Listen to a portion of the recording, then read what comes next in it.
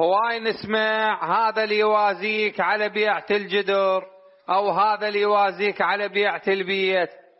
فسالفة هذا المثل اكو اثنين اخوان دوم يحجون على الناس، ياخذون غيبة، فرادوا يبطلون من هاي السالفة. فاستشاروا عند عالم دين، فقال لهم العالم لازم تدفعون كفارة عن كل غيبة حكيتوا بيها على الناس، أو راح تنمسح ذنوبكم. فذول الإخوان سووا مثل ما قال هذا العالم، ودفعوا الكفارة وخلصت فلوسهم. فبدأوا يبيعون بغراض البيت حتى يسدون الكفارة، فما بقى بالبيت بس الجدر.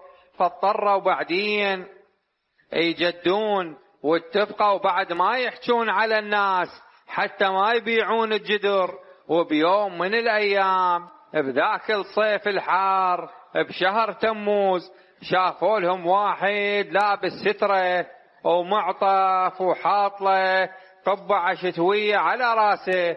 فظل صاحبنا يحوس، يريد يحكي ما يقدر، يريد ياخذ غيبة يتذكر. فطقت روحه وقال هذا اللي يوازيك على بيعة الجدر